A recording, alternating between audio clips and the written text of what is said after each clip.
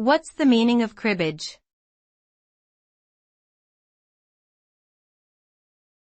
Cribbage.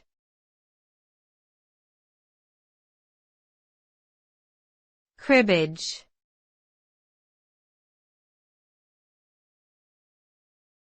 Cribbage.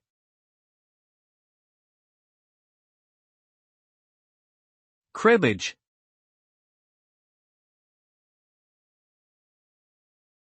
Cribbage is a card game typically played by two players.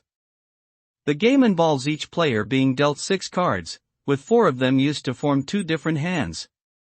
Players then alternate placing cards from their hand onto a communal playing board, aiming to reach a certain score through a combination of card values and different gameplay mechanics such as pairs, runs, and flushes. The game is won by the first player to reach a predetermined score, typically 121 points. It is a popular game among friends and family and has been enjoyed for centuries.